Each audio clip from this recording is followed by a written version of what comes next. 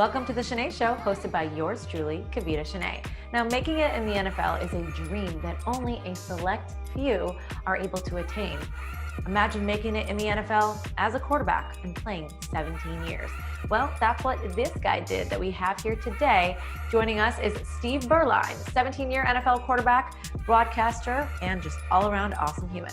Thank you, Steve, so much for joining us today on the Channe Show. I really appreciate it.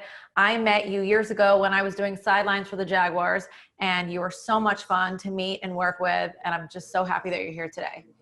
Well, you know I'd do anything for you, Kavita. You're one of my favorite people. In fact, other than my mom and my 4 kids, you might be right up there near the top of my favorite people. So I would do anything for you. I just love working with you too, so this is fun.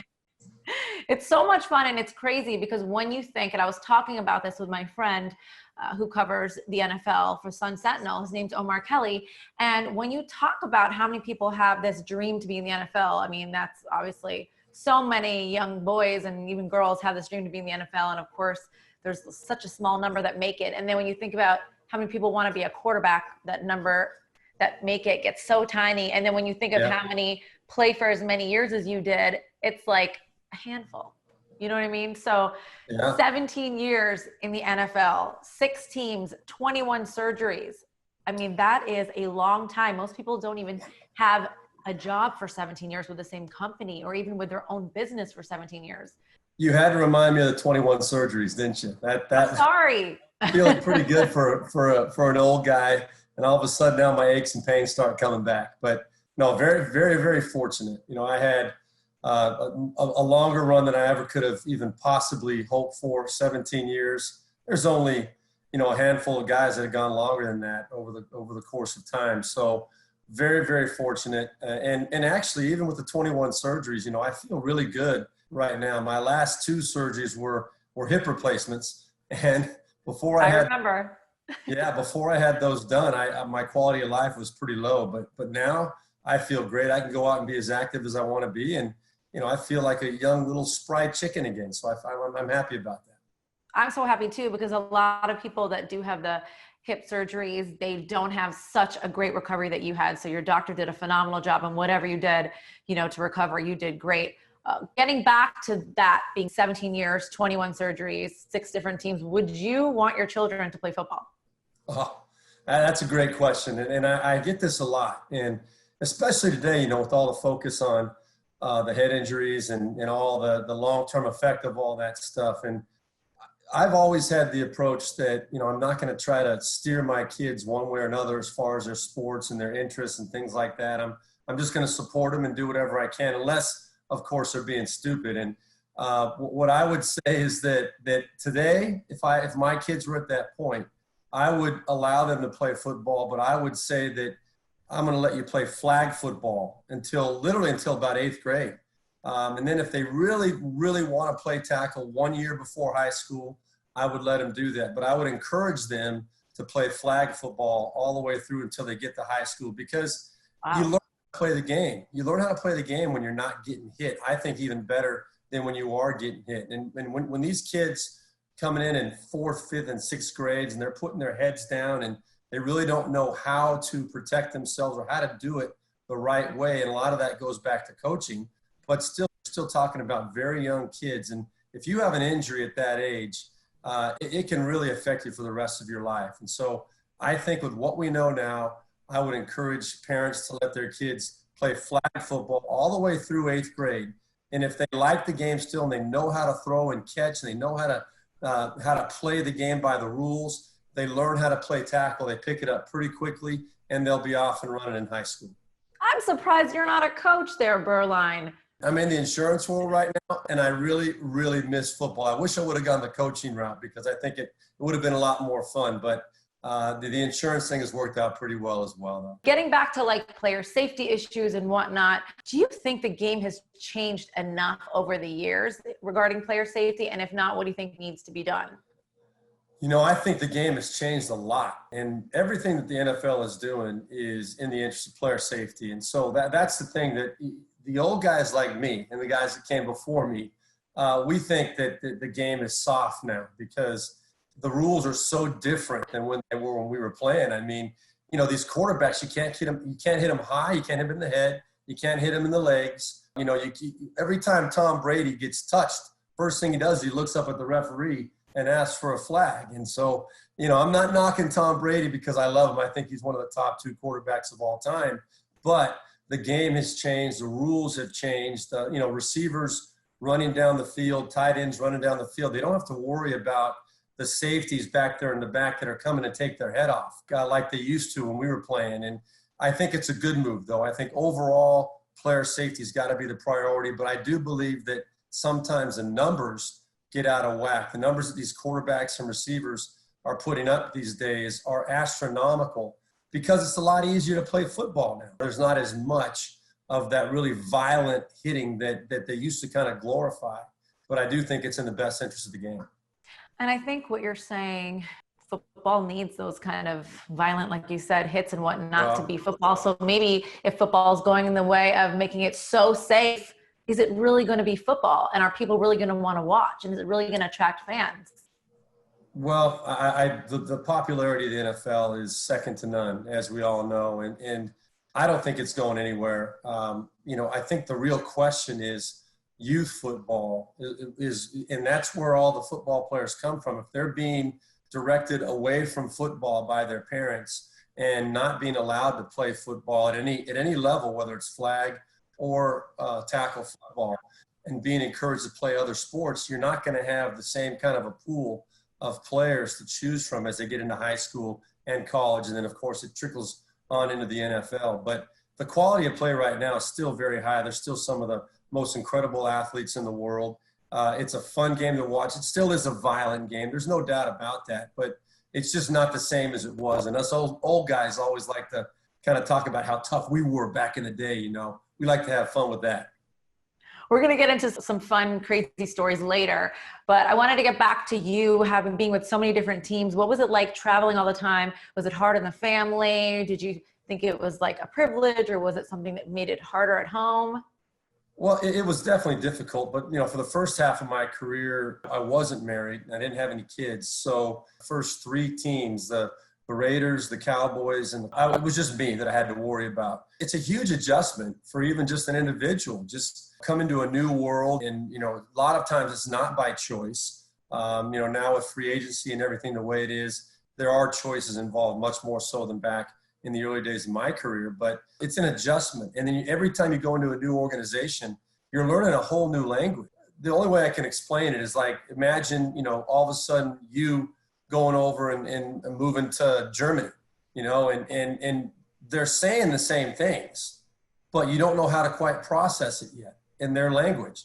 So when you learn a new football system, even though the plays may be the same from one system to the other, the words and the terminology are totally different. It takes a while to get on the same page. So that part of it is very difficult. But as I got later in my career and started having to deal with the family and the kids, that becomes more of an issue. And you start thinking about how much more do you want to put your family through? Is it worth all these changes? And a couple times on my last couple of moves, I really had to think twice about whether I wanted to put my family through that.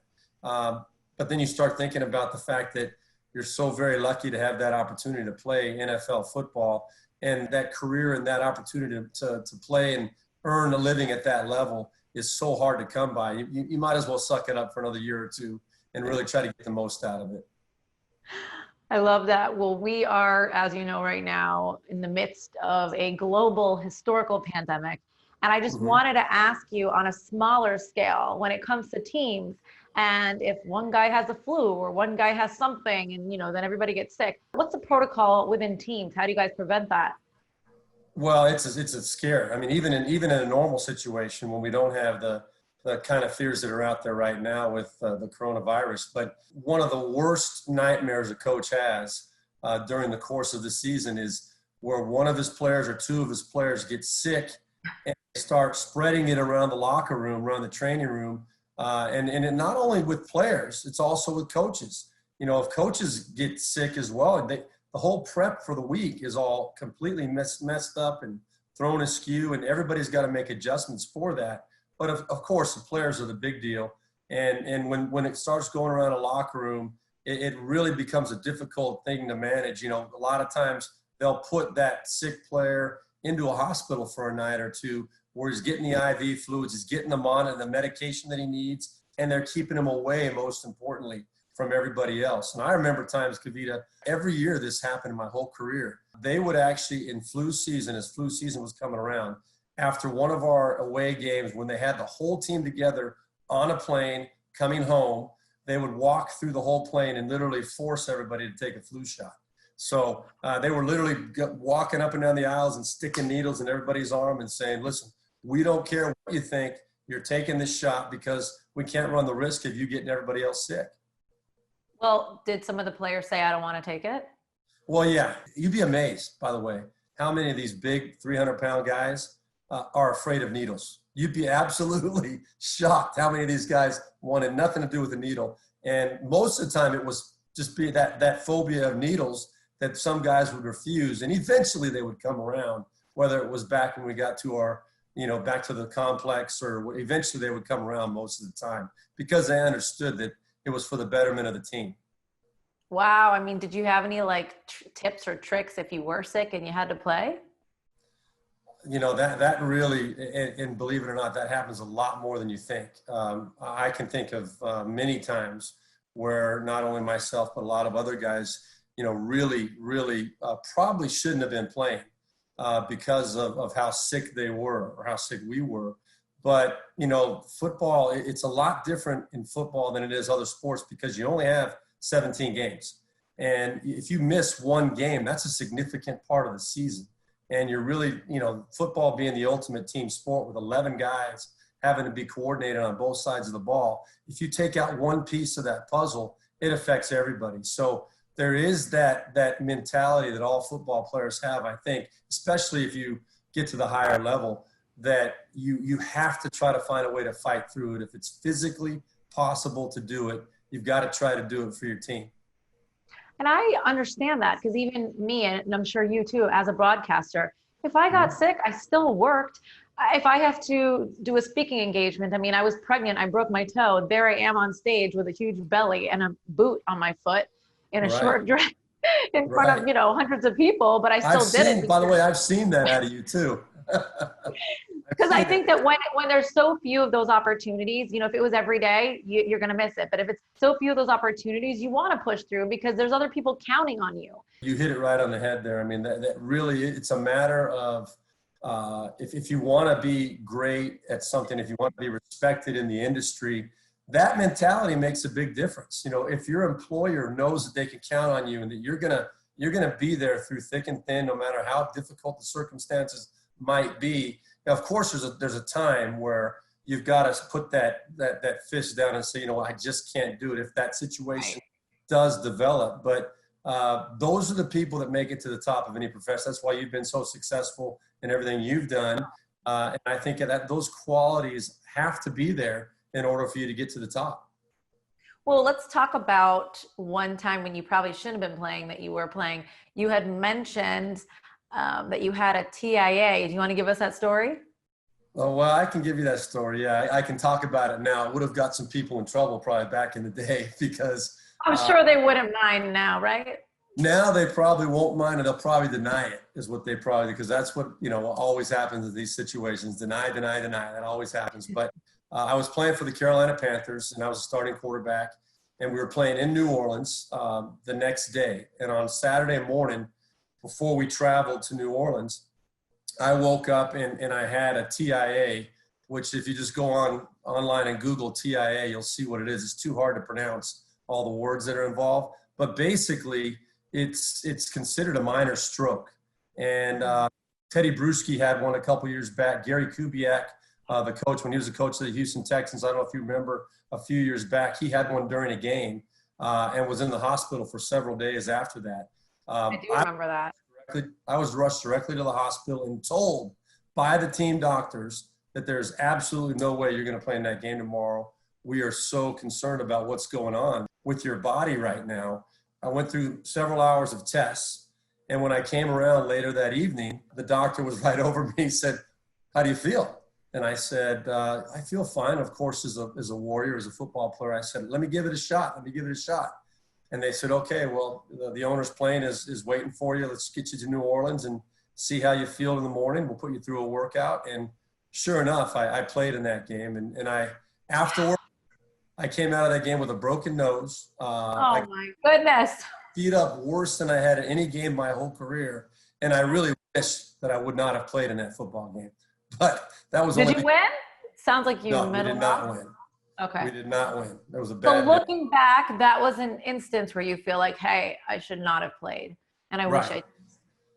Yeah. Yeah, it turned out, I had a few of these episodes after that one, and it turned out it was actually misdiagnosed. So it was actually migraine related. So it wasn't as serious as they had originally diagnosed it as. So I was very fortunate that it wasn't as bad as we thought it was. But the point being, whenever personal safety is involved, sometimes a player has to be told you cannot play and not allowed to, because we're always going to say we can go. I can do it. Right. I can handle it. Let me go. And to our own, demise, a lot of times we will make a bad decision in those situations. So fortunately for me, it worked out okay. My nose got a little crooked, but I'm all right other than that. It's so funny. Whenever men have a nose injury, they break their nose and their nose goes a little crooked, they just leave it. They don't care. A woman's booking that surgery appointment. Yeah, that's right. That's the first thing you do, right? Right. Of course, if I broke my nose and it was crooked, absolutely. How do you think the NFL is handling this business, the game, the players, the fans, the whole football industry amidst COVID-19?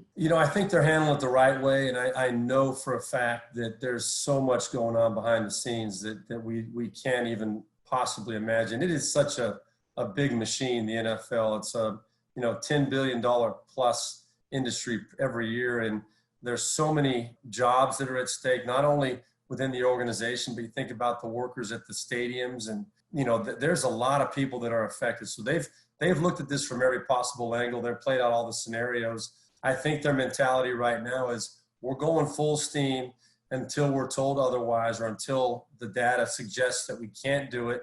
And I guarantee you they've got 5, 6, 7, maybe even more fallback plans if it doesn't work out the way they want it to. But their mentality right now is let's go full go and see if we can get it done. Now, very difficult for the teams where they've got a new coaching staff or a new player, a new quarterback, the Tom Brady situation in Tampa, where they don't get the chance to work with the team and work with the coaches on a regular basis.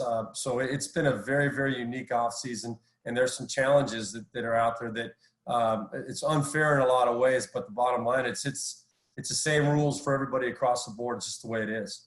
I mean, do you really think fans are going to want to go to a jam-packed stadium without people wearing masks? And then, of course, if people are wearing masks and you're in hot areas, I mean, sometimes you can pass out from masks. So how is this even going to work in terms of going to an actual game live? That's a good question. And a lot of that is going to be defined for us more clearly over the next couple months. Late July is when training camp usually starts. The preseason games start up in the middle of August. They're not doing the overseas games this year, I know. But when you look at it, we're going to get a lot of data over the next couple months because the country's starting to open up now a little bit more. And we'll see how this thing is contained. And if it gets to be a dangerous situation, not only will the stadiums and teams have to decide how many people they're going to allow in there, you're going to have a hard time convincing a lot of people to go in there, just as you said, if it is obvious that it's not safe. But again, there's going to be fallback plans for all that stuff. And I do believe there are enough football junkies out there to where if they're allowed in the gates, they're going to be there, whether they have to wear a mask or not, they'll be there. 2020 in general has been such a strange year. What is going on with our quarterback right now? Yeah, there's a lot of Brady, Jameis, Rivers, all these guys. Cam Newton. I mean, you go down the list of all these guys that are either in a brand new situation or in Cam Newton's case, we don't even know whether he's going to get an opportunity to play on a team this year. And most likely, it definitely won't be as a starter. I mean, this guy was the NFL MVP just a few years ago and regarded as the face of the NFL, the new prototype quarterback. And it's going to be very interesting to see what happens with him. But yeah, Brady moving to Tampa Bay, I'm excited for him. I think he's going to an exciting offense in a climate where he won't have to deal with any of the cold weather as his body starts to creak a little bit more as he gets a little bit older.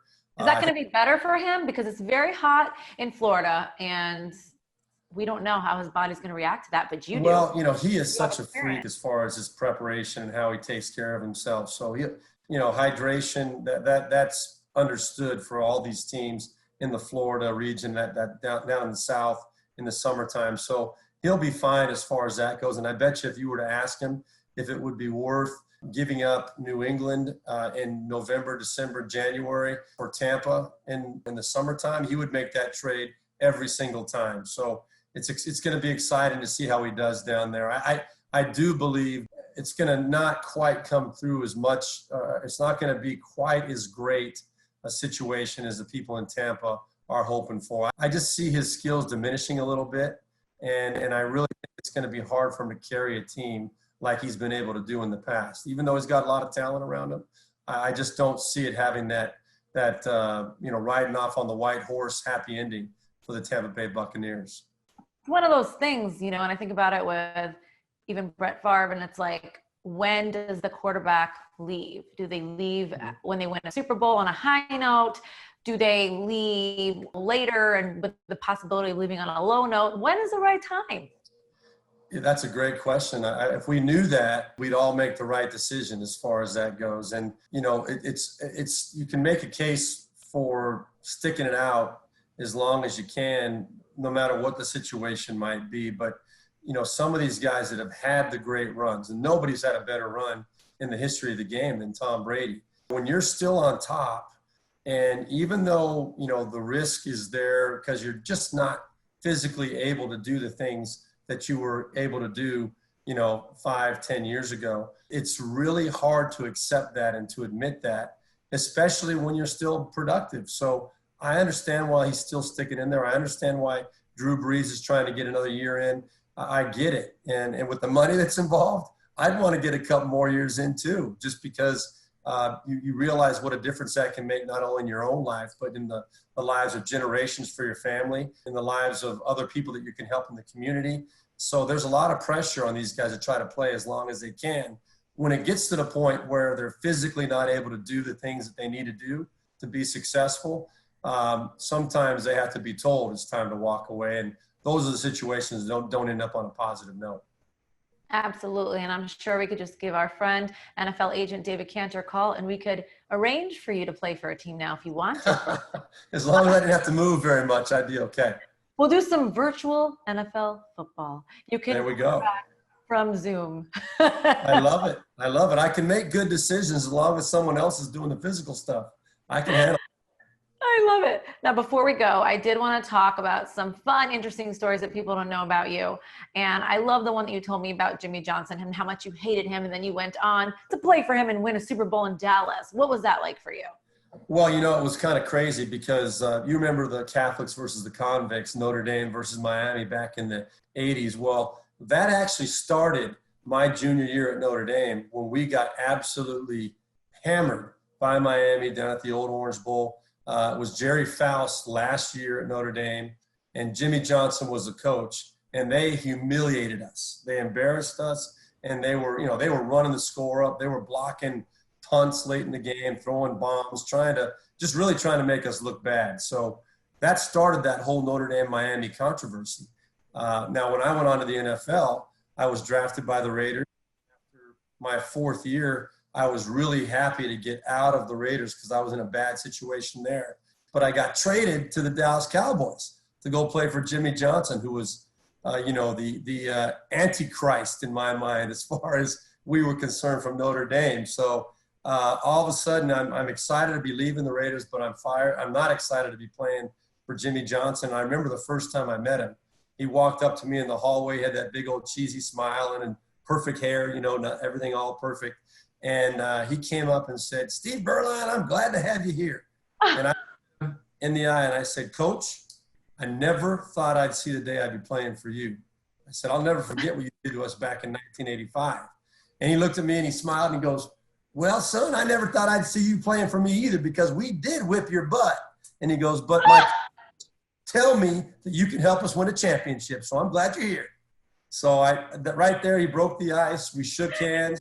And guess what? The second year there, I got this Super Bowl ring. So you can see it. Oh, right yeah.